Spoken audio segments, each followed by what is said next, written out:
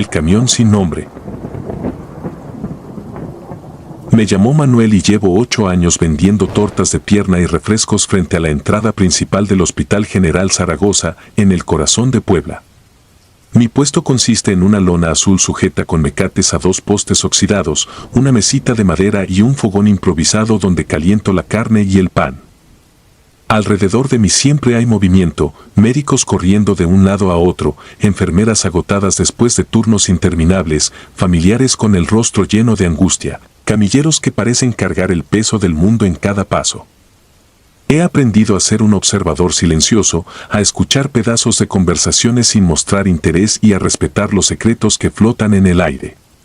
Mi vida era tranquila hasta el invierno de 2018, cuando unas palabras al pasar y unos hechos que presencié pusieron mi mundo de cabeza. Aquel diciembre, las noches eran crudas y la neblina caía temprano, envolviendo la calle en un manto blanco que dificultaba ver a pocos metros de distancia. El frío se metía en los huesos, pero yo me mantenía firme detrás de mi pequeña estufa de gas, sirviendo tortas a quien pasara. Nunca había visto nada que me perturbara, más allá de algún borracho que gritaba incoherencias o algún paciente furioso que salía a desahogar su frustración por la falta de medicamentos. Sin embargo, una noche de viernes, cuando el reloj marcaba casi las 11, se acercó un hombre con uniforme quirúrgico y la mirada extraviada. Tenía un barbijo colgando del cuello y manchas oscuras en la tela, quizás sangre o un líquido que prefiero no imaginar. Con voz ronca me pidió 2 tortas de pierna. Apenas articuló un gracias mientras rebuscaba en sus bolsillos. No olía a licor, no parecía ebrio, pero irradiaba un cansancio extremo. Cuando me pagó, noté que temblaba de forma incontrolable. Se alejó unos pasos, se detuvo bajo la luz amarilla de un poste y alzó la vista hacia la ventana del 2º piso del hospital. No sé por qué mis instintos se encendieron en ese momento, tal vez por su mirada o por la forma en que apretaba los dientes. Era como si contuviera un secreto que luchaba por salir, un secreto que no quería compartir, pero que lo consumía por dentro. A la noche siguiente, el mismo hombre regresó y se quedó en silencio, apenas musitando que le preparara 3 tortas de huevo con jamón. Su voz temblaba cuando murmuró algo como nadie sabe lo que pasa allá abajo. Fingí no entender, no quise abrir la conversación, pero mi curiosidad ardía. Por un segundo pensé en preguntarle a qué se refería, mas preferí quedarme callado. Él recibió su pedido, se alejó y no regresó en toda la semana. Cada día que pasaba me preguntaba qué habría querido decir con allá abajo.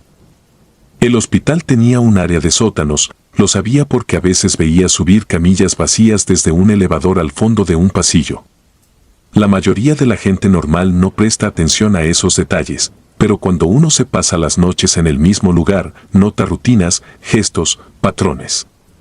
Me empecé a fijar más en el personal. Noté que algunos doctores salían con el ceño fruncido, mirándose entre sí con ojos cómplices. Algunas enfermeras hablaban en voz baja de procedimientos misteriosos que supuestamente solo pocos conocían. Yo no tenía pruebas de nada, únicamente esa corazonada que me decía que algo siniestro latía tras las paredes del hospital. A mediados de ese mes, comencé a oír rumores de pacientes que desaparecían de la noche a la mañana. En teoría, los habrían trasladado a otras instituciones, pero era extraño que los familiares no supieran nada. También me contaron que en la morgue había un reacomodo de cuerpos porque el espacio se había vuelto insuficiente. De pronto, en un lapso de 10 días, vi 3 camiones de carga estacionados en la parte trasera del hospital. Siempre llegaban cerca de la medianoche o en la madrugada y no mostraban ningún logotipo ni placa visible. Cargaban cajas largas y gruesas, posiblemente ataúdes, o eso quise pensar para no perturbarme demasiado. Sin embargo, una noche en que la niebla era tan densa que apenas veía mi propia mano, ocurrió algo que heló mi sangre. Faltaba poco para cerrar, casi no tenía clientes y me encontraba guardando los refrescos y limpiando la mesa cuando escuché el chirrido de unas ruedas pesadas. Me asomé discretamente y vi un camión grande, color gris oscuro, con las luces apagadas. 2 hombres robustos con overoles negros salieron de la parte trasera, abrieron la puerta lateral del hospital y empezaron a sacar bolsas largas, negras, como las que se usan en las morgues, pero más anchas, como si contuvieran algo voluminoso. El modo en que las manipulaban, casi con prisa y ansiedad, hizo que un escalofrío recorriera mi espalda. Intenté convencerme de que solo se trataba de un traslado normal de cadáveres a otra instalación, pero había demasiada cautela en sus gestos. Además, no usaban las rampas habituales ni entraban por la morgue oficial. Esa sección del hospital estaba al otro extremo, y estos tipos entraban por un acceso subterráneo que, hasta ese momento, yo no sabía que existía. Agudicé la vista y vi cómo en una de las bolsas pareció moverse algo, aunque tal vez fue un efecto de la luz. Me quedé petrificado, mi corazón latía con tanta fuerza que temía que alguien pudiera oírlo. En las noches siguientes la situación se repitió. Cuando el reloj superaba las 2 de la madrugada, ese camión sin placa se estacionaba en la parte posterior o a veces por un costado del edificio, y los mismos hombres descargaban bolsas con idéntica rapidez. Siempre se cuidaban de no ser vistos, miraban en todas direcciones y mantenían el motor encendido, listos para huir. Uno de esos días, entre la penumbra, me pareció escuchar una especie de gemido apagado, un sonido humano atrapado en el silencio. Me tapé la boca para no gritar, convencido de que estaba perdiendo la razón. Pero lo que más me aterraba era que, al volver la vista hacia la lona de mi puesto, sentía que alguien me observaba desde la distancia, como si hubiera notado mi curiosidad y quisieran asegurarse de que me quedara callado. No podía quitarme de la cabeza la imagen de esas bolsas negras. Empecé a tener pesadillas donde me veía dentro de una de ellas, incapaz de moverme, oyendo el rechinar de las ruedas del camión. De día, trataba de aparentar que todo era normal, pero incluso mis clientes notaban que estaba distraído y con ojeras. Una enfermera, a la que solía servirle refrescos, me preguntó si estaba enfermo, pues me veía pálido. Solo le dije que no dormía bien. Ella suspiró y se marchó sin insistir. Hubo un momento en que casi decidí dejar mi negocio para instalarlo en otro lugar. Sin embargo, la costumbre y la esperanza de que solo fuera mi imaginación me ataron a ese pedazo de calle. Pensé que tal vez esos cuerpos pertenecían a alguna investigación forense y que la discreción era parte de un procedimiento confidencial. Pero un viernes de luna nueva, cerca de la medianoche, todo cambió definitivamente. Esa noche había mucha menos gente de lo normal, apenas 3 o 4 familiares de pacientes y algún médico exhausto. Cuando empecé a recoger mi equipo, vi al mismo camión gris estacionarse muy cerca de mi puesto, más de lo habitual. Los 2 hombres bajaron por el costado y, para mi horror, traían 2 bolsas cada uno. Avanzaron hacia el hospital con prisas, pero se detuvieron en seco cuando me notaron. Uno de ellos se giró despacio y clavó la mirada en mí. Podía ver la tensión en sus hombros, su respiración agitada, como si sopesara si debía confrontarme o ignorarme. El otro le susurró algo al oído, y ambos se encaminaron al acceso subterráneo. Respiré aliviado pensando que simplemente pasarían de largo, pero mi tranquilidad duró apenas unos minutos.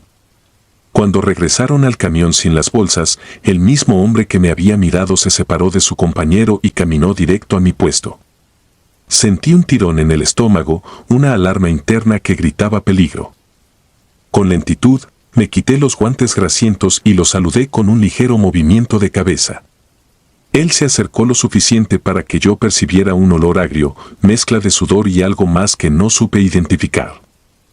Se inclinó sobre mi mesa de madera y, sin pronunciar palabra, señaló las ollas y los recipientes donde guardaba la carne. En ese momento, supe que no quería comprar nada. Su mirada era fría, inquisitiva. Pestañeé, esperando que se marchara, pero en lugar de eso, dejó escapar un murmullo que casi no se oyó.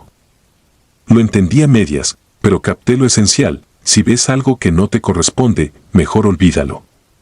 Apreté los labios, incapaz de responder. Se dio la vuelta y subió a la cabina del camión, que se alejó en la oscuridad sin encender las luces delanteras, como una bestia sigilosa que huye tras cazar.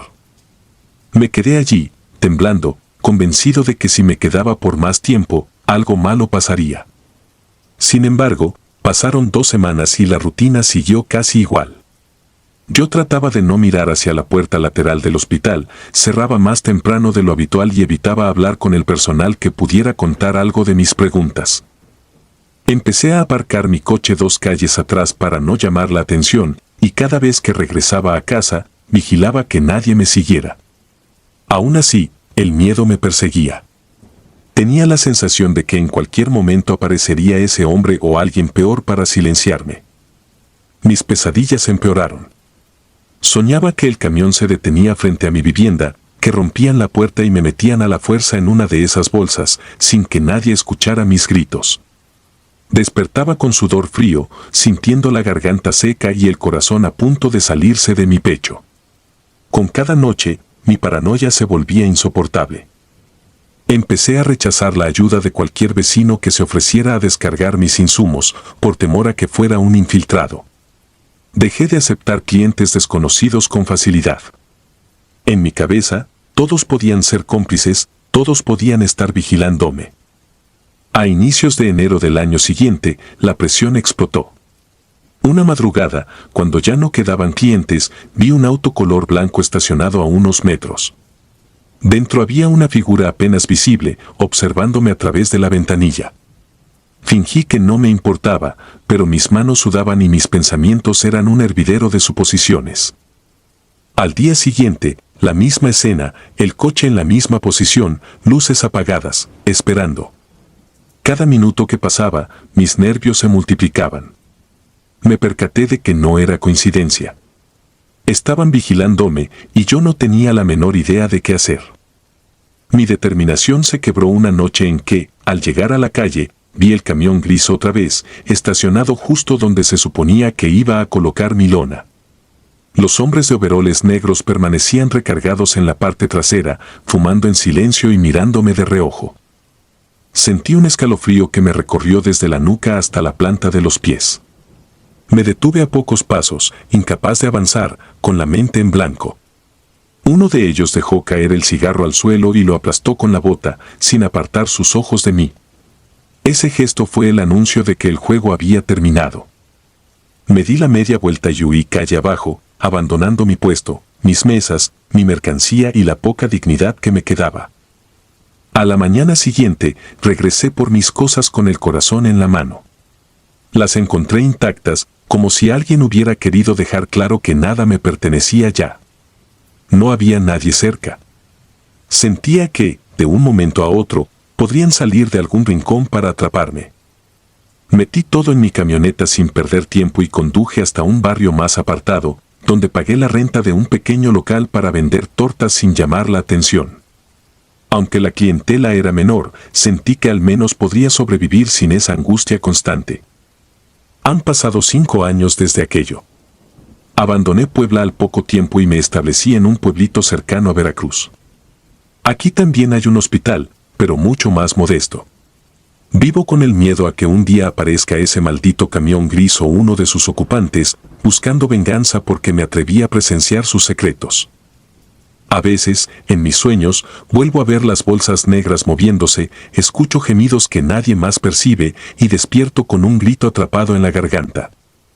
He comprendido que la curiosidad puede ser un arma de doble filo, que no siempre se deben buscar respuestas a lo que ocurre en la oscuridad, y que hay silencios que es mejor mantener si uno valora la vida. Sin embargo, cada tanto, cuando miro por la ventana de mi nueva cocina y veo pasar una ambulancia, no puedo evitar pensar en ese sótano secreto del hospital de Zaragoza, en las sombras que habitaban sus rincones, en las cosas que se hacen sin que el público se entere. En el hombre de la mirada atormentada que me dijo con su temor que no todos pueden manejar lo que sucede allá abajo. Aún hoy, hay veces que me despierto en mitad de la noche y reviso compulsivamente que no haya un camión estacionado junto a mi puerta, porque aprendí a la mala que el horror real no siempre grita, sino que se esconde en la penumbra, esperando a quien se atreva a mirar demasiado cerca. He contado mi historia pocas veces, y cada vez que lo hago, me recorre un temblor que no logro controlar. Tal vez no me creas, tal vez pienses que exagero o que la fatiga me volvió paranoico, pero yo sé lo que vi, lo sentí en mi carne y lo cargué como un peso muerto en mi conciencia. Aunque escapé, jamás me he librado de las pesadillas. Y si algo he entendido es que hay misterios que uno no debe revelar, que la vida puede ser efímera cuando se enfrentan secretos oscuros, y que aquel sótano, con sus pasillos fríos y ese camión sin nombre, sigue allí, esperando la siguiente noche de silencio para cumplir un propósito que jamás me atreveré a investigar. El cliente de las 2.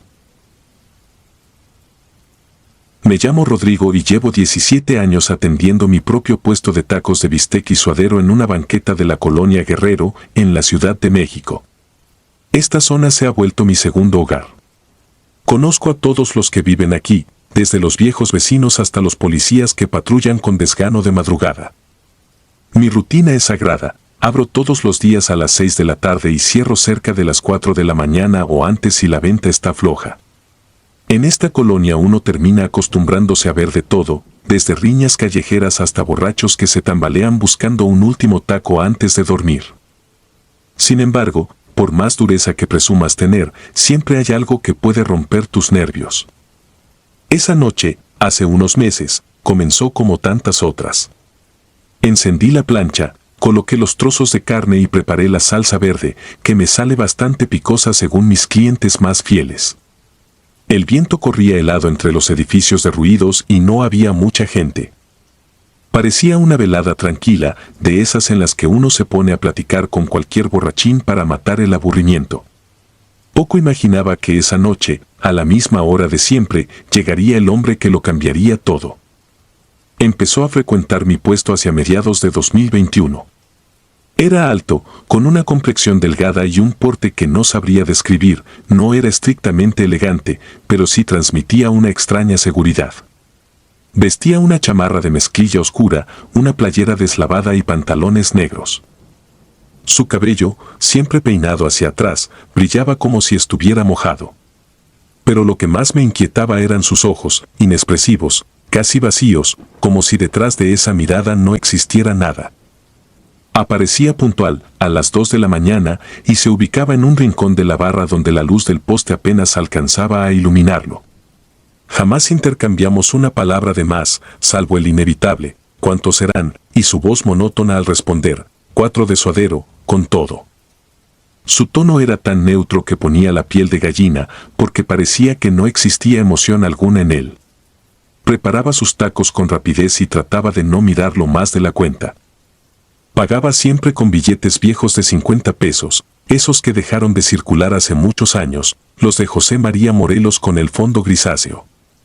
Al principio pensé que tal vez eran billetes guardados por alguien mayor o que provenían de un monedero olvidado, pero conforme avanzaban las semanas y veía repetirse esa misma escena, comencé a preguntarme de dónde demonios sacaba tantos billetes caducos. Cada noche era lo mismo, extendía el billete, yo se lo recibía, ofrecía cambio y él lo rechazaba con un leve gesto, como si no le importara deshacerse de ese dinero.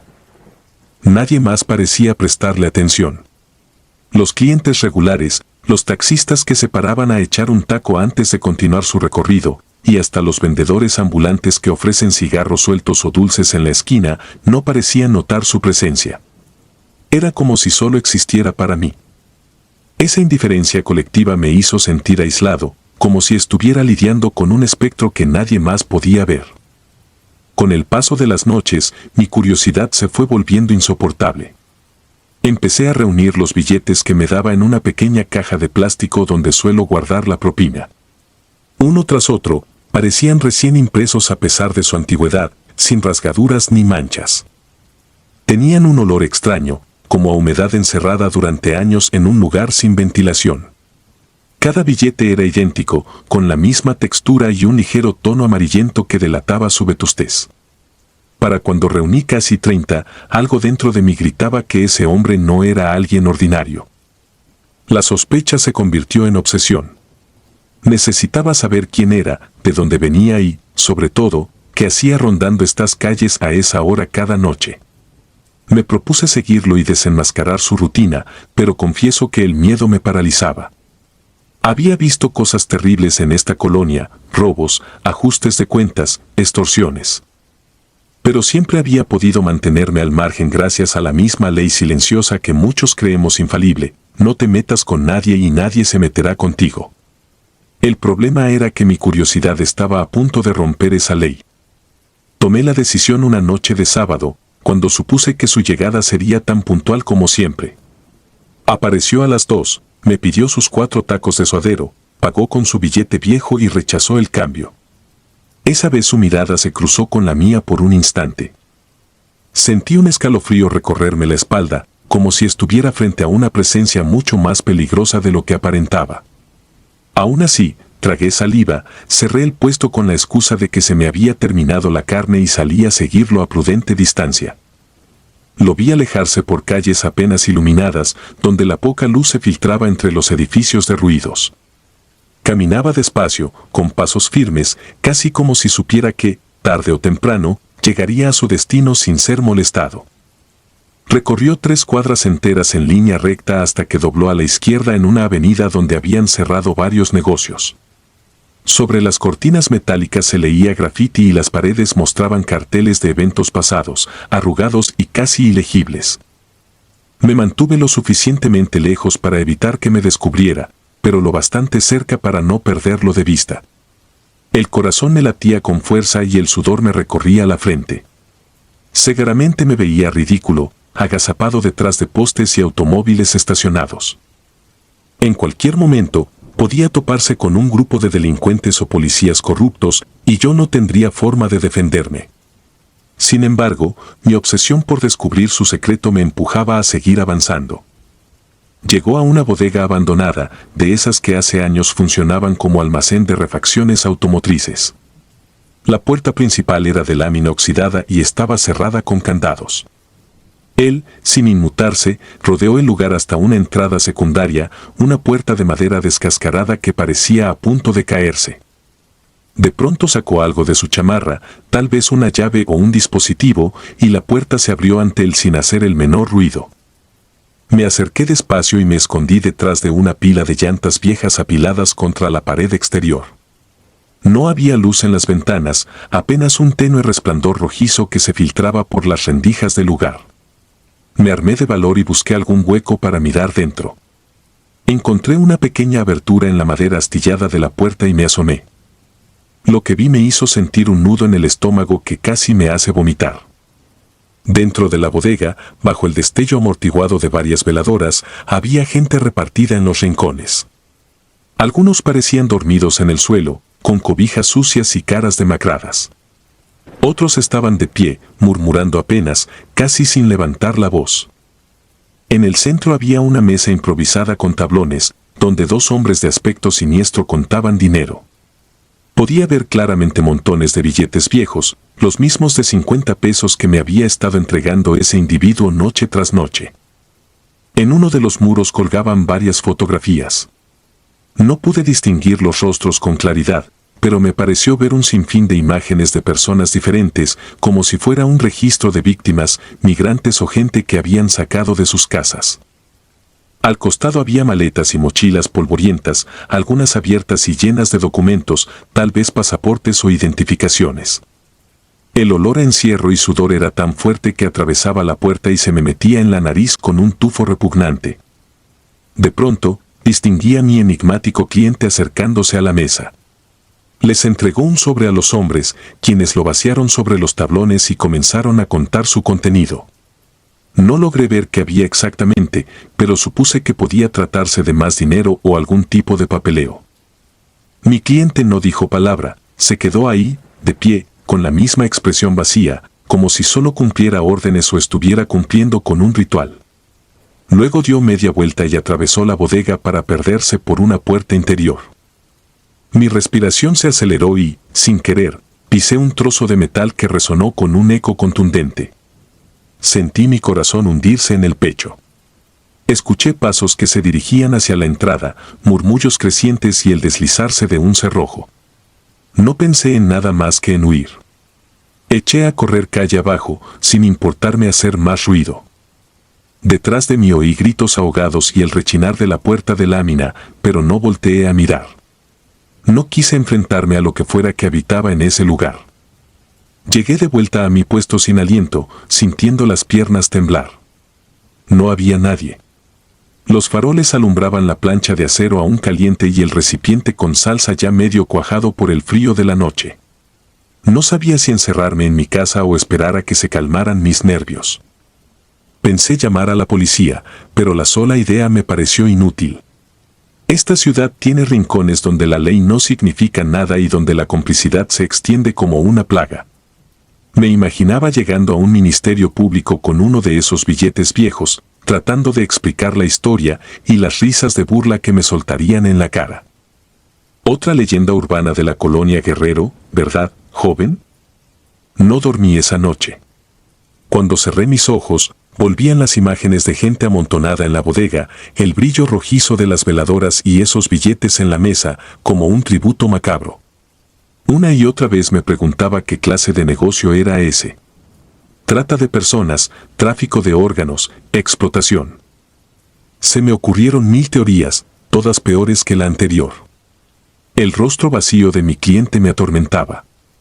Era como un intermediario entre ese horror y la luz pública donde yo vivía mi vida, ajeno al infierno que se cocinaba a unas cuadras de mi puesto.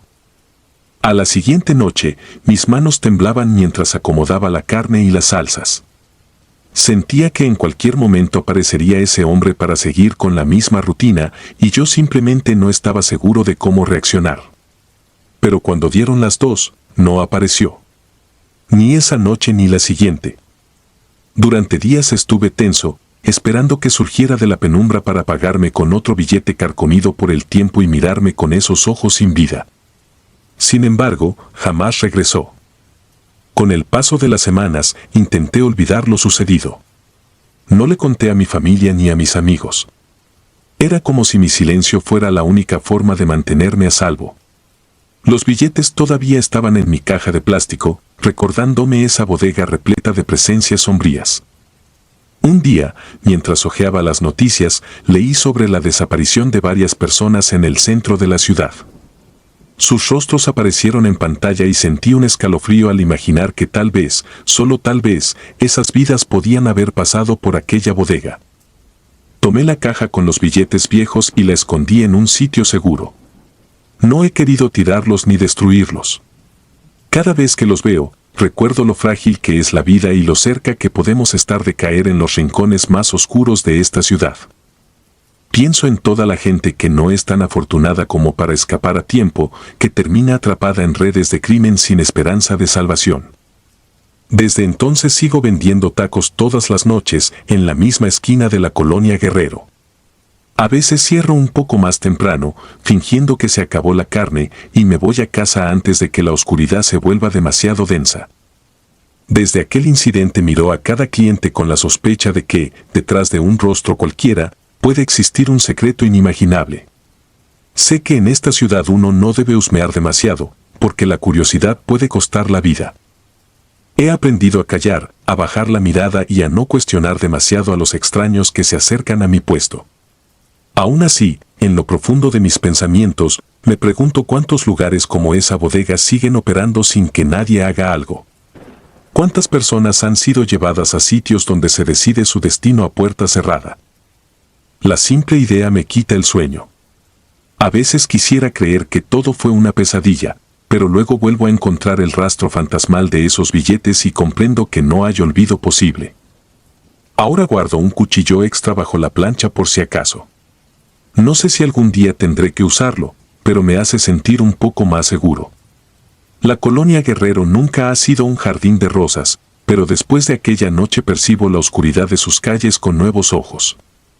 Sé que el peligro es real y que, en el silencio de la madrugada, hay presencias que se mueven en las sombras, comerciando con vidas y alimentándose del miedo. Tal vez nunca vuelva a ver a ese cliente de las 2, pero su recuerdo me acompaña cada vez que sirvo un taco, recordándome que no todos los monstruos son leyendas. Algunos caminan entre nosotros. El bocado maldito. Me llamo Darío y tengo 24 años. En 2019, por falta de mejores oportunidades, acabé trabajando en un puesto de tacos en la colonia Barrio del Reloj, una zona de la Ciudad de México donde las calles están llenas de baches y grafitis, y los postes de luz apenas alumbran. El negocio era de don Alfredo, un hombre de voz ronca y risa fácil que siempre traía un delantal manchado de salsa. Yo no era buen estudiante y la necesidad me empujó a aceptar cualquier trabajo que pagara lo suficiente para sostenerme. Desde las 6 de la tarde hasta pasadas las 2 o 3 de la mañana, servíamos tacos a oficinistas, estudiantes con poca lana y borrachos que venían tambaleándose en busca de algo que absorbiera el alcohol. Siendo sincero, no era un empleo soñado ni limpio, pero al menos podía sobrevivir sin robar ni hacer cosas peores. Mi rutina era simple: llegar antes de que anocheciera, acomodar la plancha, sacar la carne del refrigerador portátil y preparar las salsas. Al principio todo parecía normal, salvo por la costumbre de don Alfredo de guardar ciertos cortes en una hielera aparte, una neverita de color azul que él llamaba la especial. No le daba mucha importancia, porque supuse que era un abastecimiento distinto, tal vez de un proveedor mejor o más barato. Yo solo cumplía con cocinar, limpiar y atender a los clientes que se formaban con su boleto en mano. Aunque la mayoría de la gente del barrio ya me conocía, siempre aparecía uno que otro sujeto raro. Tal vez drogadictos, tal vez gente que me rodeaba buscando pleito. Sin embargo, aprendí a mantener la mirada baja para no buscar problemas. En una zona como esta, uno nunca sabe con quién se cruza. Las primeras semanas todo marchó con cierta normalidad, pero de pronto, la colonia se llenó de rumores. Se hablaba de una mujer que había desaparecido de su casa sin dejar rastro, luego de un joven que trabajaba como repartidor de pan. Nadie levantaba la voz porque en estos rumbos la gente prefiere el silencio antes que involucrarse con la policía. Pero cuando un comerciante de la esquina cerró su tienda de la noche a la mañana y no volvió a aparecer, el rumor se convirtió en un secreto a voces: algo o alguien estaba desapareciendo a los vecinos. Por esos días comencé a notar detalles que me ponían la piel de gallina. La carne que don Alfredo me pedía cocinar no se parecía a la carne de res o de cerdo a la que estaba acostumbrado. A veces tenía un color demasiado oscuro, casi violáceo, y el olor era agrio, como si hubiese sangre vieja mezclada con hierros oxidados. Don Alfredo no me daba explicaciones, solo decía que era carne especial que le traía un carnicero de confianza. A mí me daba escalofríos, pero no me atrevía a preguntar nada más, pues necesitaba el empleo y no quería problemas con mi jefe. Una noche empezaron a llegar clientes desconocidos, siempre pasadas la 1 de la madrugada. Vestían de traje o ropa muy fina, algo inusual para esta colonia tan humilde. Solían venir en autos oscuros, estacionarse a unos metros y caminar con paso decidido hasta el puestecito. Pedían tacos de esa carne especial y pagaban con billetes grandes, casi sin hablar. Don Alfredo los atendía con urgencia y se deshacía en cumplidos que no eran propios de él. Aquellos hombres, nunca venían mujeres, daban propinas exageradas y se marchaban tan rápido como llegaban. Sus rostros serios y sus modales de gente con dinero no encajaban con el ambiente de la cuadra. Una vez, escuché que uno de ellos le murmuraba a don Alfredo: esta vez que sea más suave, a lo que mi jefe respondió con un asentimiento leve. Me hice el desentendido, pero mi curiosidad me carcomía cada vez más. En la misma época, algo sucedía con el proveedor de carne. Don Alfredo me pidió que fuese a recoger el pedido en persona con don Herminio, el carnicero que vivía cerca de un callejón que apestaba a orines y basura. Odiaba pasar por ahí, porque la peste era insoportable y la gente que me rodeaba no parecía muy confiable. Al llegar, el local de don Herminio era un cuarto oscuro con un foco parpadeante y estantes oxidados. No había vitrinas ni mostradores exhibiendo cortes, solo un congelador industrial y un riel del que colgaban pedazos de algo indescriptible. Sentí un escalofrío cuando lo vi sacar un paquete envuelto en plástico negro. Lo puso sobre una balanza vieja y luego lo colocó en una bolsa de lona que olía a sangre y mugre. Ni siquiera me miró a los ojos, solo me dijo con voz áspera: llévaselo a Alfredo, dile que esta noche hay un extra por si lo necesita. Cuando regresé al puesto, abrí la bolsa con cuidado y noté que la carne estaba demasiado roja, casi amoratada, con unos hilos blancos que no se parecían al tejido graso habitual. Al ponerla en la plancha, un vapor maloliente me envolvió. Me pregunté qué clase de animal podía tener ese color y ese olor tan invasivo. Aún así, lo cociné porque tenía que cumplir órdenes. Los tacos salieron jugosos, la gente no se quejó, más bien parecían encantados con el sabor y exigían más. Esa misma noche, los hombres misteriosos también aparecieron y pidieron su ración. Pagué con asco mi silencio porque la rutina de siempre era fingir que todo estaba bien mientras mi estómago se revolvía con dudas. Las cosas se pusieron peores cuando, en la basura del puesto, encontré un trozo de lo que parecía piel humana. Era gruesa y pálida, con una especie de vello corto en su superficie. Al principio pensé que mi imaginación me estaba jugando una mala pasada, que quizás se trataba de pellejo de cerdo, pero la forma y la textura me inquietaron lo suficiente como para guardar silencio absoluto. Empecé a tener pesadillas con gritos, con cuerpos mutilados y con don Alfredo y don Herminio riéndose a carcajadas mientras cortaban pedazos de carne. Me despertaba sudando, con el corazón en un puño, sintiendo que estaba en medio de algo muy oscuro. Otra noche, después de cerrar, me tocó lavar la plancha y los trastos en una pileta detrás del local. Fue entonces que vi a don Alfredo hablando con dos hombres. Ambos vestían de color oscuro y se cubrían el rostro con gorras. Hablaban en susurros, pero alcanzaba a oír palabras sueltas. Mencionaban la frase nuevo cargamento y deshacerse de él rápido. Uno de ellos señaló una camioneta estacionada en la esquina. Cuando se marcharon, me fijé en que algo goteaba desde la cajuela al pavimento, un líquido espeso que brillaba bajo la tenue luz amarillenta del poste. Me temblaban las manos, pero no dije nada. Pasados unos días, decidí que necesitaba respuestas. No tenía a quién recurrir, porque la policía en el barrio del reloj es casi inexistente y, de presentarme con mis sospechas, seguro me tomarían por loco o cómplice. Me armé de valor y le pregunté a don Alfredo directamente de dónde salía esa carne tan extraña. Él me miró con una mezcla de lástima y enojo, como si fuera un niño entrometido que no entiende las reglas. Me dijo que era mejor que no preguntara nada, que hay secretos que pueden costar la vida. Su mirada dura me advirtió que no siguiera hurgando. Ignoré su consejo y planeé investigar por mi cuenta. Falté un día al puesto con la excusa de sentirme mal del estómago. Desde la azotea de un edificio abandonado, vigilé el local de don Herminio por la tarde. El lugar permanecía casi desierto, pero alrededor de las 6 llegaron 2 camionetas negras. Vi a un par de tipos bajar y entrar con prisas, mientras don Herminio les entregaba varias bolsas. Parecían muy pesadas, tanto que costaba levantarlas. Después de unos minutos, se marcharon sin voltear atrás. Esperé a que se alejaran, bajé corriendo las escaleras oxidadas y seguí a pie a la última camioneta. Me mantuve agachado entre los autos estacionados, esquivando a los vecinos curiosos. La camioneta avanzó hasta un viejo taller mecánico que estaba clausurado desde hacía años. Ahí se metieron cargando las bolsas. Oí portazos metálicos y candados cerrándose. Un escalofrío me recorrió. Estaba seguro de que adentro no había nada bueno. Regresé a casa con el corazón agitado y las ideas revueltas. En la noche no pude dormir. Imaginaba que en esas bolsas iban partes humanas, tal vez de la gente que había desaparecido. Al día siguiente quise hablar con algún conocido para desahogar mis sospechas, pero no confiaba en nadie.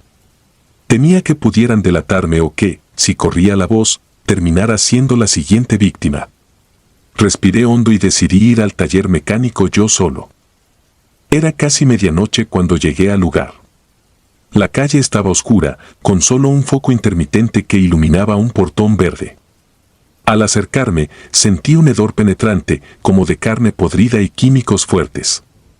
Con cuidado, empujé una portezuela lateral que estaba mal cerrada y entré intentando no hacer ruido. El interior era amplio y estaba lleno de herramientas oxidadas y autos descompuestos. Al fondo, vi un refrigerador industrial que zumbaba. Entre latas vacías y plásticos rotos, distinguí un rastro de sangre en el piso, tiras rojizas que llevaban hasta el refrigerador. Abrí la puerta con manos temblorosas, temiendo lo peor. El aire helado me golpeó el rostro, acompañado de un olor dulzón y a la vez pútrido. Vi bolsas negras amontonadas, unas encima de otras. Alcancé a distinguir lo que parecía un brazo con tatuajes, un pedazo de piel con lunares y un rostro congelado en una mueca de terror. El corazón me martillaba tanto que sentí que me desmayaría. Reconocí a un vecino que hacía un mes atendía un pequeño puesto de antojitos por la tarde y que desapareció sin dejar señales.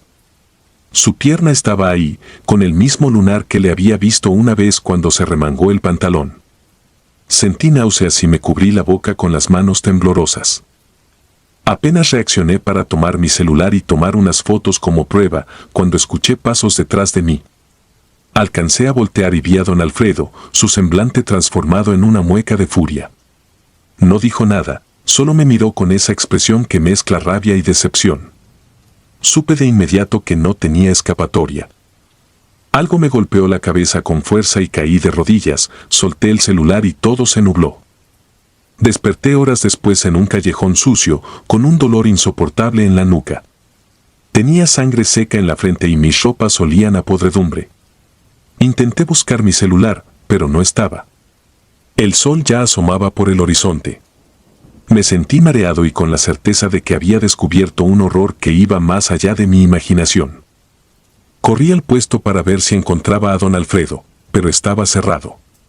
La plancha, las salsas, los trastos, todo había desaparecido como si nunca hubiera existido. Nadie sabía nada de él ni de don Herminio. Se los había tragado la tierra. Algunos días después, empecé a escuchar más rumores de gente desaparecida. Un taxista, dos señoras que vendían fritangas en la misma cuadra, hasta un joven que trabajaba en una refaccionaria. Pensé en denunciar todo, pero comprendí que no tenía pruebas. Nadie me creería y arriesgaría mi vida inútilmente. Empecé a tener paranoia de ser seguido. Cada vez que sentía pasos a mis espaldas, me giraba asustado, esperando ver a uno de esos hombres de traje oscuro. Me obsesioné con la idea de que vendrían por mí a silenciarme definitivamente.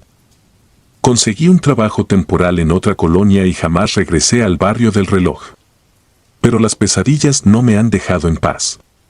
Sigo soñando con aquellos trozos de carne humana, con los tatuajes, con los rostros congelados en el frío de ese refrigerador. A veces me parece ver a don Alfredo en las calles, observándome desde lejos. O imagino que, al morder un taco en cualquier puesto callejero, sentiré otra vez ese sabor metálico, esa textura fibrosa que se me grabó en la memoria. Ya no puedo comer carne sin recordar el hedor que flotaba en ese taller, sin ver la sangre espesa que goteaba de esas bolsas negras. Me queda claro que en ciertos barrios hay secretos que nunca salen a la luz. Nadie pregunta, nadie denuncia, todos fingen que no pasa nada para que la vida continúe. Yo aprendí que existen horrores que camuflan su rostro en la cotidianidad, detrás de un puesto de tacos bien sazonados o de una carnicería humilde. Ahora vivo con la culpa de no haber hecho más por detenerlos y con el temor de que mi silencio me convierta en cómplice. Sin embargo, mientras tenga latidos en el pecho, intentaré advertir a otros de que, a veces, tras un antojo nocturno, se esconde una oscuridad imposible de tragar. Prefiero huir que terminar en uno de esos paquetes que alguien podría cocinar. Al fin y al cabo, la curiosidad en esta ciudad puede costarte algo más valioso que la vida, puede reducirte a un bocado maldito. Si disfrutas de los relatos, te invitamos a apoyarnos con un like y un comentario, ya que eso nos ayuda muchísimo.